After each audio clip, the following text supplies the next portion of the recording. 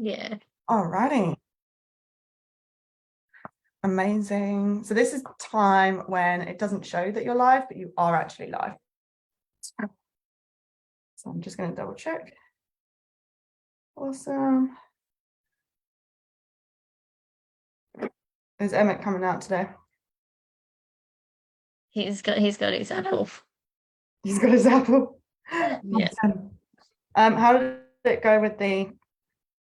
Oh my goodness, Jeanette, hi. That was fast, super speedy. Um, how was speaking to the school, play school? Oh, today would have been his first day for the week as well, but Okay. he accidentally got locked out of the house this morning, so he didn't go to daycare.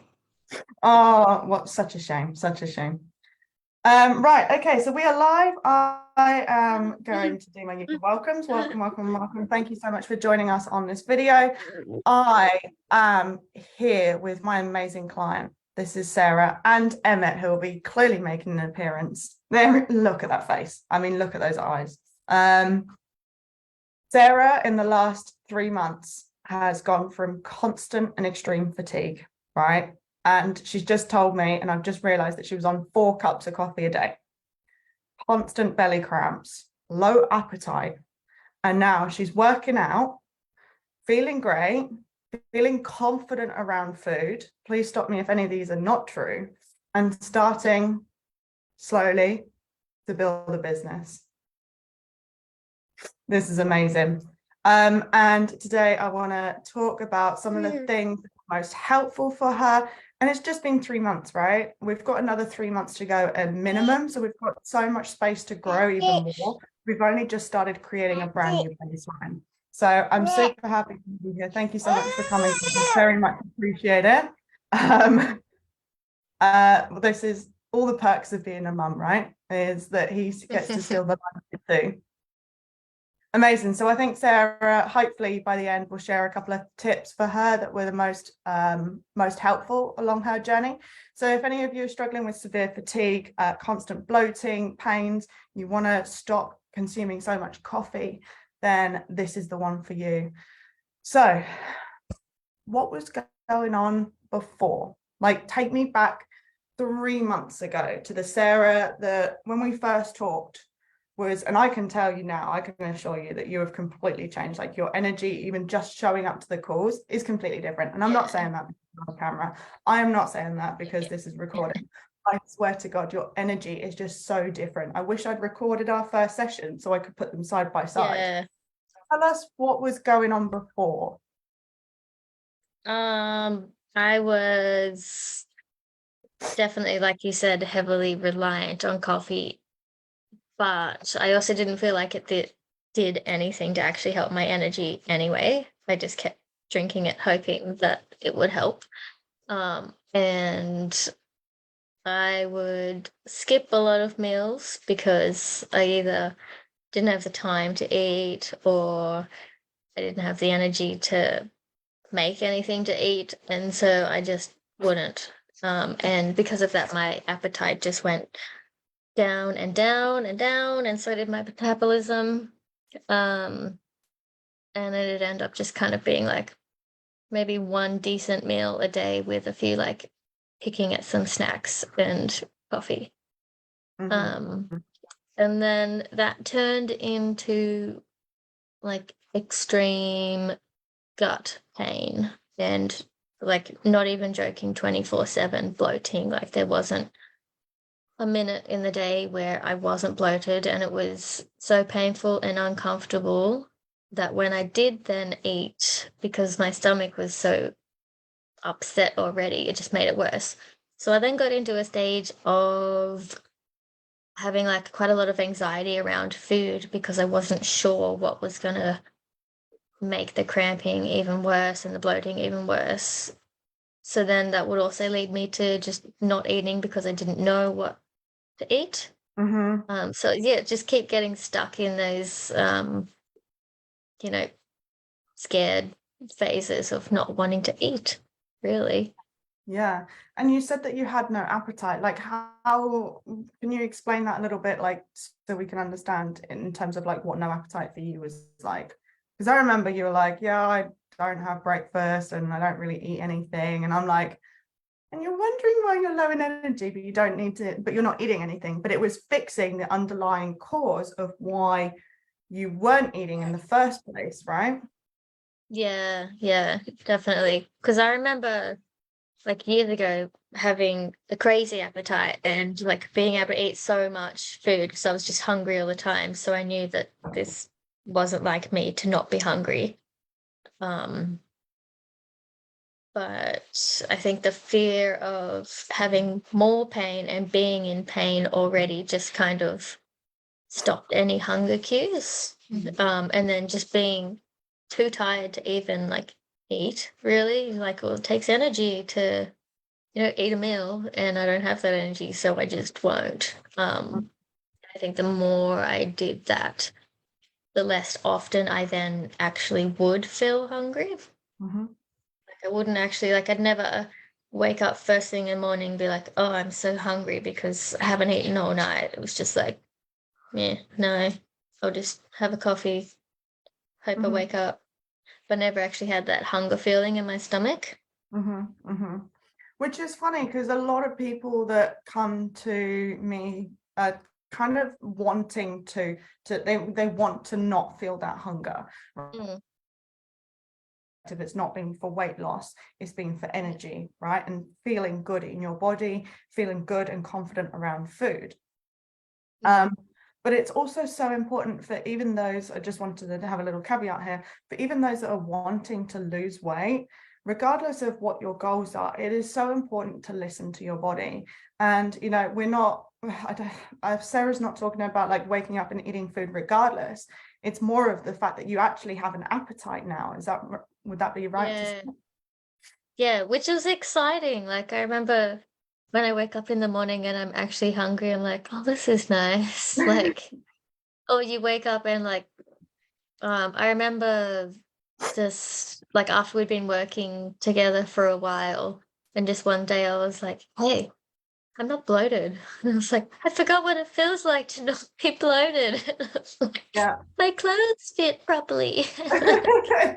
That's amazing. Can you just before I quickly move on, can you explain that bloating side for me as well? Like obviously I feel like we all get bloating from time to time, but yours was quite severe as well. I think you and Debbie Mm, had quite serious and severe bloating and discomfort there. So could you explain what that was yeah. like?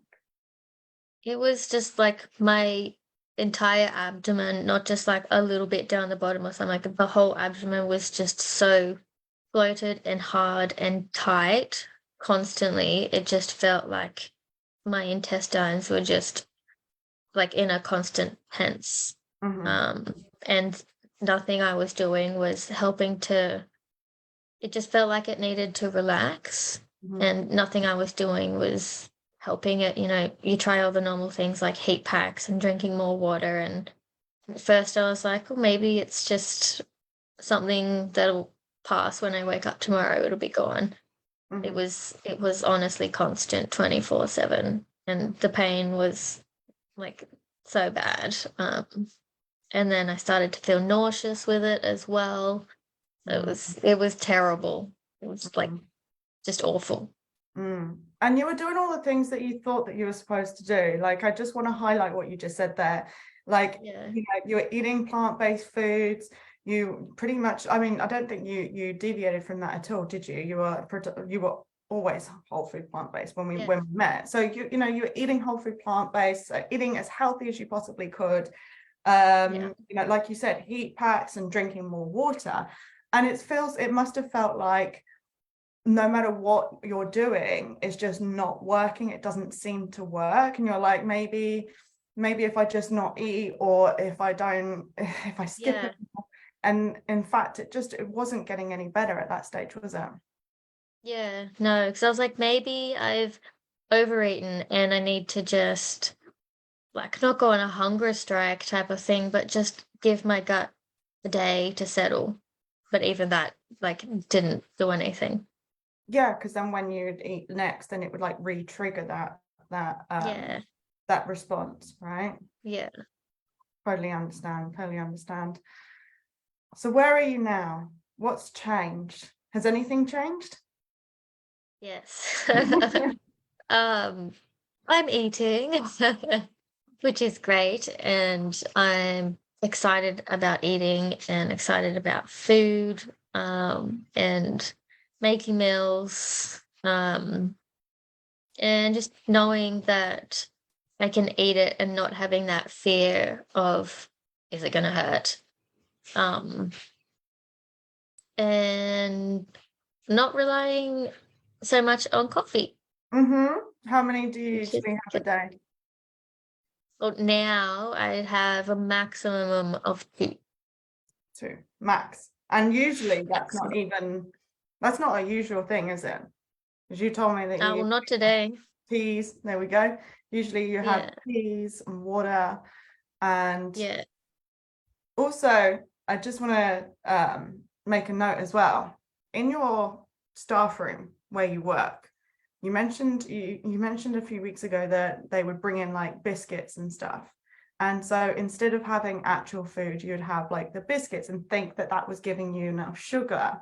So like, how has your perception on food changed now?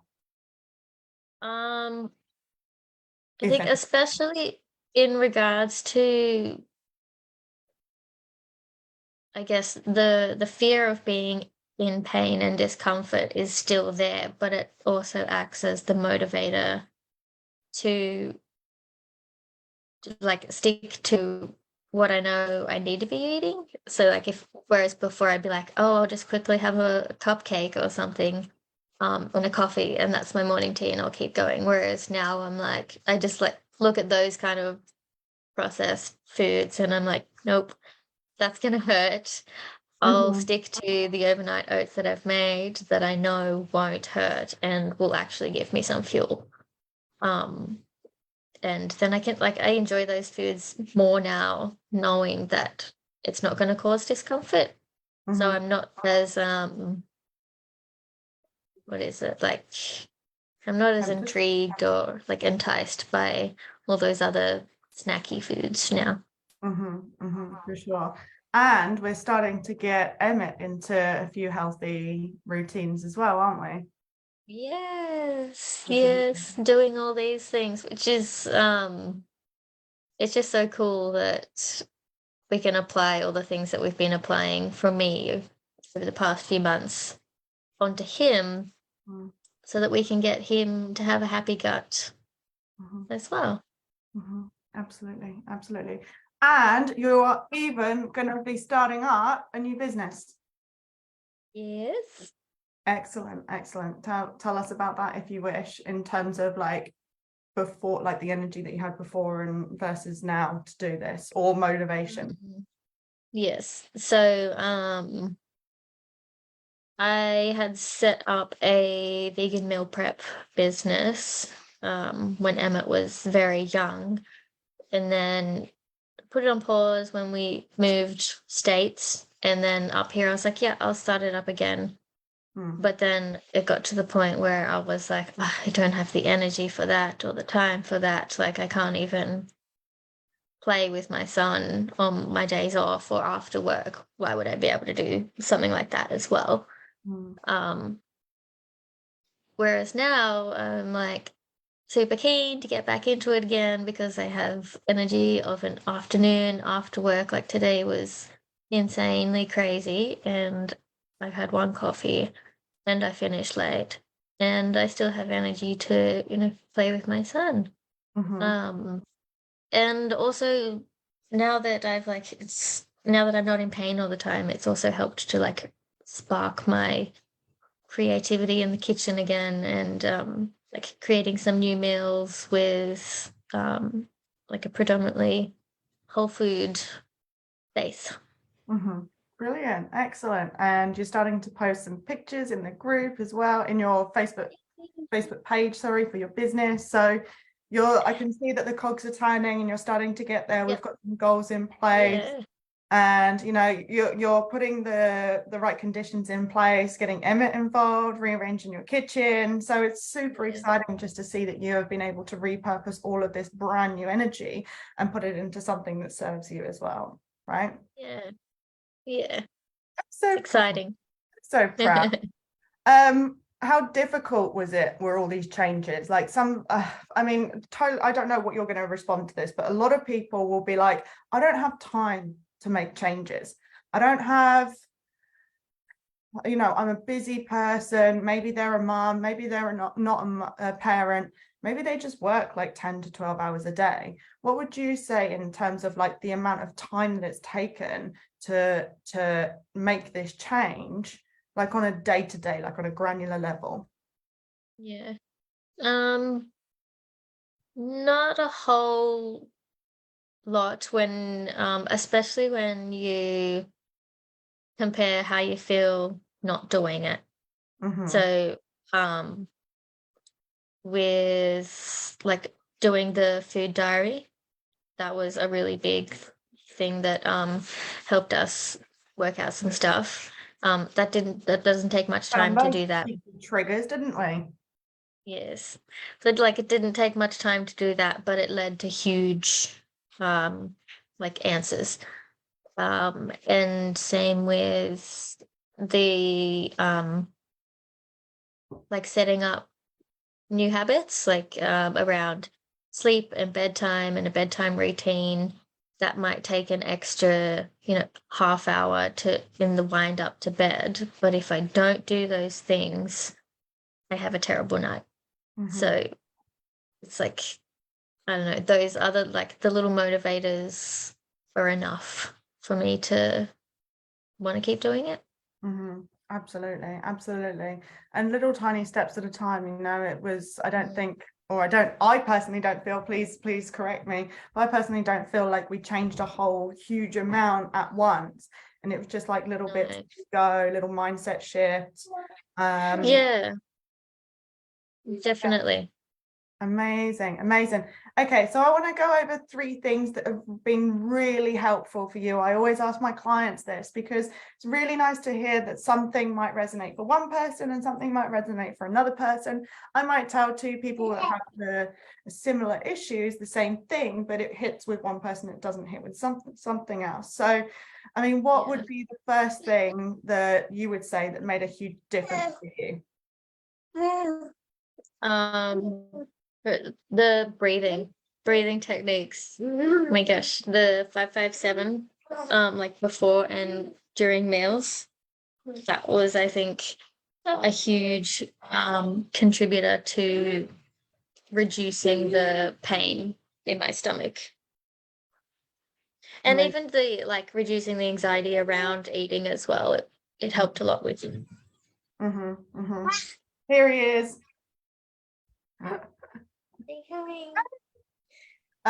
Amazing. So breathing, it is super important. If you don't know what Sarah means, by all means, put a message underneath. Yeah, breathing, really activating that or deactivating the stress response because we're constantly operating within it and being able to take a moment to be present with your food. Okay, that's number 1. You've got 2 more. Yes, the second one would be the food diary. Mm-hmm. That was huge. Like it's probably the most simple.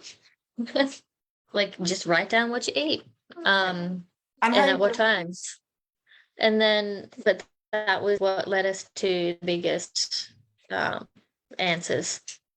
Like that kind of ties in with the traffic lights list of foods so that we could like put things in categories, what sits well, what doesn't, what's a maybe, and then go from there with meals.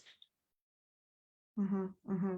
Amazing, amazing. So do a food diary because it is the easiest way to spot patterns and I guess like anomalies when you eat something, you might think it's healthy, or you're doing something, maybe you're super busy, and then you notice that your lifestyle, what you're eating, what you're doing at that moment has created a huge impact, and you'll start to pick up patterns and Mm. and notice where that is. So that was awesome as well. And that only Yeah. we only did that for a week or two before I was just like, Yeah. and I think it then was, yeah, I think it was 2 weeks, and you were like, have you noticed that when you eat this, the next day you feel this, or that afternoon you feel this? I was like, no, what? And then, that was one of our biggest triggers. Yeah, huge. And now Emmett's. Yeah. Yeah. Right.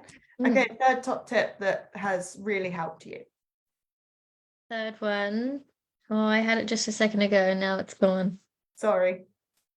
That's okay. The meal plate, Okay, please the explain. list, Because like only the my magic. clients know about meal plates. Okay, so the magic meal plate You're giving away all my is secrets now, girl. um something that Bianca is designed for you to just, well, there's two options. There's the just visual plate of what your plate should look like. And then there's a list of what to put in those categories. And it just makes meal prepping so easy to be able to have all the different categories on one plate and go, okay, I've got something from this column, something from this column, this and this. Okay, I've got a whole balanced meal. Mm-hmm. And it just saves so much thinking, which Mm-hmm. then saves time. Yeah, of course. I think the most important thing with that to kind of really emphasize variety, right? And it's so easy to get stuck in the same old thing. If anyone's watching from the UK, I guarantee you broccoli, peas, and carrots are your typical veg. Like, do you Aussies have like typical veg? It's probably just salad, isn't it, right? Probably potato. Okay. So it's really easy to get stuck in the familiarities of the food that you've always had, like I said, Yeah. over here it's potatoes, peas, carrots, like, and broccoli, like they seem to be the ones that we always have. But you want variety, but to think of variety every single week can be stressful. It's it takes up a lot of energy and a lot of time. So what Sarah's talking about is I've just broken it down very, very simply and just written out a list of, right, these aren't everything, but these are just some ideas that you can have, and you can just pull and drop them in, and away you go. Super easy, super simple. Oh, excellent. Well, thank you so much. So just for anyone who's watching, a bit like, I'm not too sure where you've come and gone from. So just to recap, Sarah has made some incredible progress over just 3 months. We've got another 3 months to go, and then maybe we've got some more time, depending on your goals, depending on how far you want to dial into your habits as well. But she's gone from drinking 4 cups of coffee a day, severe bloating, like severe cramps, constantly eating the right foods, but actually not experiencing what it should be like if you're actually eating the right foods, right? So this misconception of, I've been eating the healthy foods, but they've not actually been healthy for you. So understanding what your body needed in that moment as well has been super important, I would say. Yeah. Constant fatigue. You said that you've struggled to find enough energy to play with Emmett, your son, afterwards. So yeah, gone from there to energized, about to start your own business. You're going to be a badass businesswoman, taking Emma out on walks after work, even if it's been a busy day, listening to your body, understanding exactly what it needs, having more confidence around food, and totally reducing anxiety around food as well. Yeah. I Amazing. think that was probably the most like the biggest shift that has been like nice, is because it was sad to be anxious to eat. Like, you should enjoy food. It's something that people do because they enjoy it as well, not just because you have to survive. So it was sad to have that anxiety around eating. So it's really lovely to not have that anymore. Amazing. Amazing. Beautiful. Is there anything else you would like to share with anyone who might be struggling or thinking about getting some help, but they might be on the fence? Sorry to throw you in That's front of the okay, bus because there. like I'd already seen, you know, the mainstream health professionals to try and help. And you know, like you've experienced yourself, they kind of just push things like nutrition and gut health to the side rather than highlighting how important it is. I was just super lucky to have come across you because you have such a, like, you take such an individualized, holistic approach to everything that you don't get from a lot of other people that are supposed to be trying to help you. So it's just made such a huge difference. Beautiful. And you know what? I was thinking about bringing out like a program where people can just join and like a self-paced course, right? But that's exactly what you said. You don't get that individualized approach. Yeah, it would be a great idea to maybe help someone transition or lose a little bit of weight, but it's really difficult to get that to get nitty-gritty into what works for you. And yeah, like you said, it's so important to, you know, someone else who's whole food plant-based, we're both whole food plant-based, but what I eat, you couldn't eat, and what you eat, I could probably eat. So, you know, we still have completely different bodies, and it's really important to find out exactly what works for you specifically. And that's what we did from the get-go. Yes. Amazing. Well, thank you so much for joining us. I really appreciate your time and your effort. And I'll just pretty much hang up. And if you need anything, you know where to find me, Sarah. Okay.